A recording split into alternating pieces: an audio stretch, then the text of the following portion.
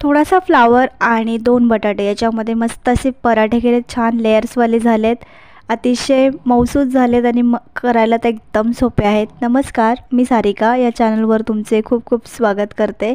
चला मग या टेस्टी पराठेला आपण सुरुवात करूया. फक्त थोडासा फ्लावरमध्ये आणि 2 बटाट्यामध्ये मस्त असा माझा टिफिन तयार झाला आहे मुलासाठी. झटपट काहीतरी पटकन बनवून करायचं होतं, त्याच्यामुळे म्हटलं चला आपण पराठेच करूया. तर चला मग रेसिपीला सुरुवात करते.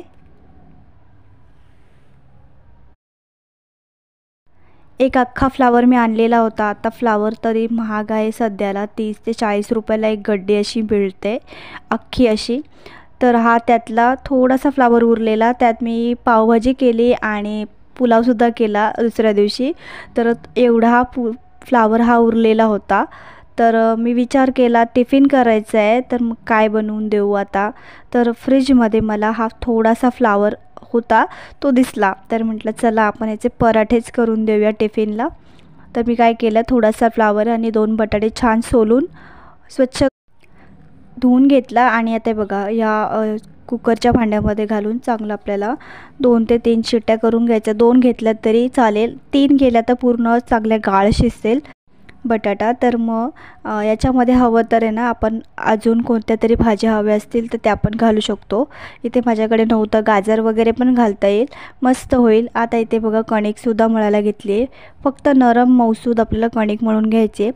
सारण तयार होते तोपर्यंत हे कणिक छान भिजेल. तर भिजायला मी बाजूला ठेवून देते. कुकरच्या 3 शिट्ट्या मी करून घेतल्या आणि सगळं कुकरमधला जो फ्लावर आणि बटाटा तो पटकन बाजूला करून घ्यायचा. कुकर थंड होण्याची वाट पाहायची नाही, कारण ते कुकरमधले जे पाणी असेल त्याच्यामध्ये सगळं बटाटे फ्लावरमध्ये मुरेल, मग ते सगळं ओलसर होईल. त्याच्यामुळे लगेचच आपल्याला सगळा बटाटा फ्लावर काढून घ्यायचा. थंड करून छान बघा मी स्मॅश करून घेतला. आता इथे पॅन ठेवला आहे, थोडंसं तेल घातलं आहे, 2 चमचे छोटे म्हटलं तरी चालेल. चांगलं गरम करून घेतलं. त्याच्यामध्ये अर्धा कांदा घातला आहे. कांदा फक्त मऊ होईपर्यंत चांगलं परतून घेणार आहे. हे पराठे मी आता याच्यामध्ये कांदा परतवल्यानंतर आलं लसूण पेस्ट घालायची थोडीशी. आता मी फ्रेश बनवलेली होती, त्याच्यामुळे म्हटलं चला याच्यामध्ये घालूया पराठ्यांमध्ये. खूप मस्त छान चांगली चव येईल पराठ्यांना. आता आलं लसूण चांगले परतवल्यानंतर याच्यामध्ये हळद घालायची, धनेपूड, थोडासा गरम मसाला, लाल तिखट. आता सगळं छान सगळं आपल्याला पुन्हा एकदा परतवायचं आहे. मी गॅस आता ते बंद करून घेतला, कारण मसाले जळून जातील त्याच्यामुळे. आता सगळं सारणाचं जे फ्लावर आणि बटाटा स्मॅश केलेला होता तो घालून घेतला आहे. चवीपुरतं मीठ घातलं आहे. सगळं चांगलं आता परतून घ्यायचं. सगळा जो मसाला आहे हा बटाटा आणि फ्लावरला लागला पाहिजे असं छान परतून घ्यायचं आहे.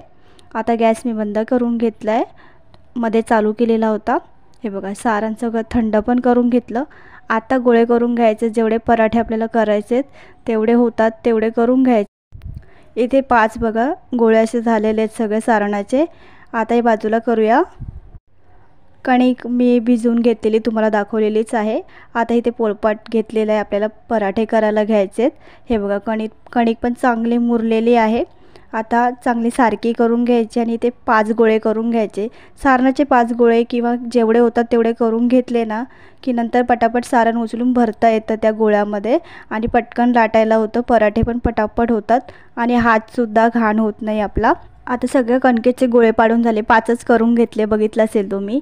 आता एक हुंडा घ्यायचा आहे कणकेचा आणि चांगली त्याची पारी बनवून घ्यायची. त्याच्यामध्ये आता हे सगळं सारण आहे जे पराठ्याचं ते भरून घ्यायचं आहे बघा आणि चांगलं ते घट्ट बंद करून घ्यायचं. पीठ उरत असेल तरी त्यात लावून घ्यायचं, कारण आपण सगळं जसं पुरेल असं करून घेतलेलं आहे सगळे 5 गोळे, म्हणून काय कुठे आपल्याला काढता येणार नाही आहे.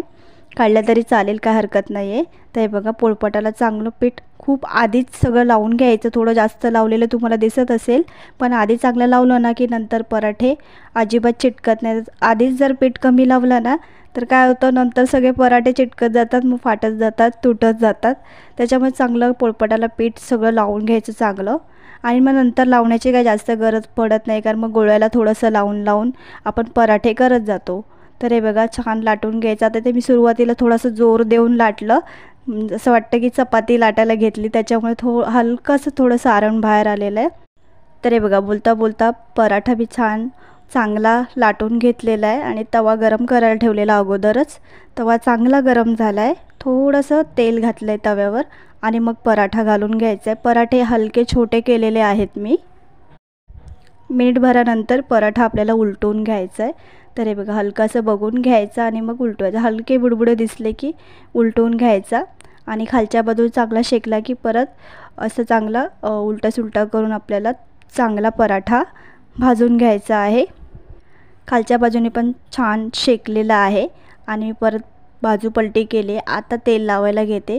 हलका चमच्याने आहे ना प्रेस करत करत पराठा चांगला भाजून घ्यायचा आहे. आता तेल तर मी लावून घेतलं. थोडंसं बटर लावणार आहे. याच्याऐवजी तूप लावलं तरी चालेल, पण बटरने काय होतं मस्त असा फ्लेवर येतो त्या पराठ्याला, खायला खूप छान लागतो.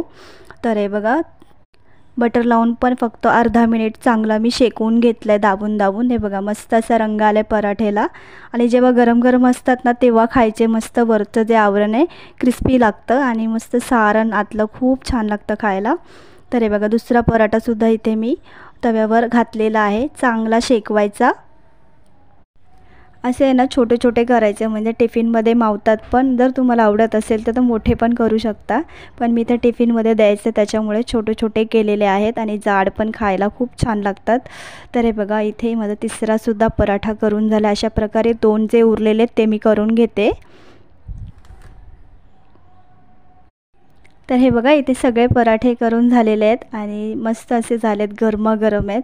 जर गरमागरम खायला घेतलं तर मस्त क्रिस्पी वरून लागतो आहे खायला. याच्यामध्ये फ्लावरचा जो फ्लेवर आहे खूप मस्त येतो आहे खाताना.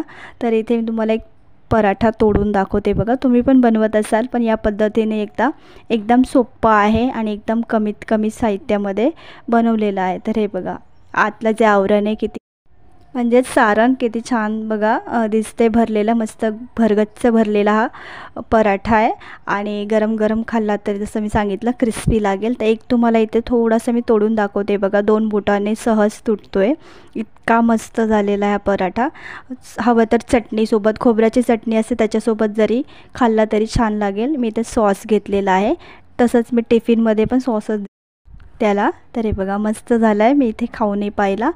दुसरासुद्धा घास मी इथे खाते आणि सगळा संपूर्ण व्हिडिओ तुम्ही जर बघितला असेल तर तुम्हाला ही पराठ्याची रेसिपी नक्की आवडेल. मी ठरवून रेसिपीज बनवत नाही. जे माझ्या घरात अवेलेबल असेल तशा मी रेसिपीज बनवते आणि अपलोड करत असते. व्हिडिओ तुम्हाला जर आवडत असतील माझे तर प्लीज चॅनल सबस्क्राईब करून घ्या. म्हणजे असे सोपे सोपे आणि छान छान रेसिपीज तुम्हाला बघायला मिळतील. तर हा एक पराठा बघून घ्या. मस्त लेयर तुम्हाला दिसत असेल. तर चला भेटूया नवीन व्हिडिओमध्ये. धन्यवाद.